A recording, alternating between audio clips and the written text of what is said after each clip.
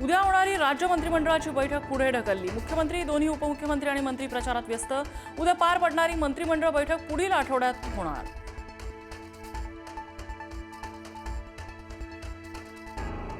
मतदार याद्यांमधील घोळ हा देशद्रोह, आदित्य ठाकरेंचं टीकास्त्र। जर बदल केले नाही तर तुमच्या मनात पाप आहे हे सिद्ध होईल। याद्यांमध्ये बदल न झाल्यास रस्त्यावर उतरू, आदित्य ठाकरेंचा इशारा। गौरी गर्जे आत्महत्या प्रकरणाची महिला आयोगाने घेतली दखल। प्रकरणाची निष्पक्ष चौकशी होईल, महिला आयोगाच्या अध्यक्षा रुपाली चाकणकरांचं आश्वासन।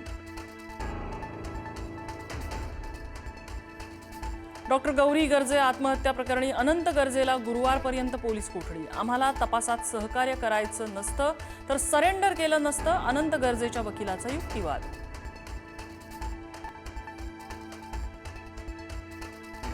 पंकजा मुंडे यांचे पीए अनंत गर्जे रात्री पोलिसांना शरण। अनंत गर्जेच्या परळीतल्या घरी पोलीस आणि फॉरेन्सिक टीम आणि डॉक्टरची टीम दाखल।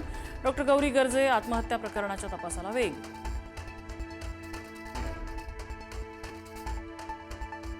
अहिल्यानगरच्या पाथर्डीत सासरच्या घरासमोर गौरी यांचा अंत्यविधी। पती अनंत गर्जेला अटक केल्याची पुष्टी केल्यानंतरच शोकाकुल वातावरणात गौरी गर्जेच्या पार्थिवावर अंत्यसंस्कार।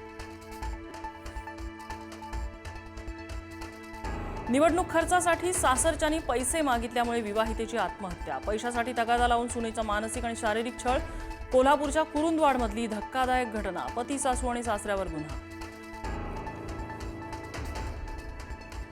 एक व्यक्ती आपल्यासोबत नाही याची जाणीव होते, काय चुकलं ते न्यायालय बघून घेईल। भर भाषणात माजी मंत्री धनंजय मुंडेंना गुंड वाल्मिक कराडची आठवण। तर आपल्याकडे संबंध नसतानाही एखादा माणूस पिसला जातो, पंकजा मुंडेंचं विधान।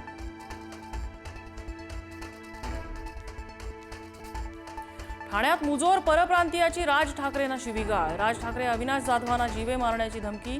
तर घडल्या प्रकाराबाबत रिक्षा चालकाने पोलीस ठाण्यात उठाबशा काढत माफी मागितली।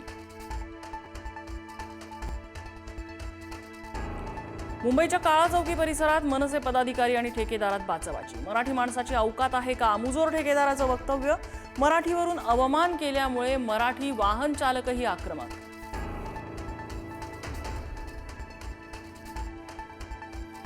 सिडकोच्या घरांच्या किमती संदर्भात उद्या बैठक। उपमुख्यमंत्री एकनाथ शिंदे यांच्या उपस्थितीत पार पडणार बैठक। सिडकोच्या घरांच्या किमती कमी होणार का याकडे लक्ष।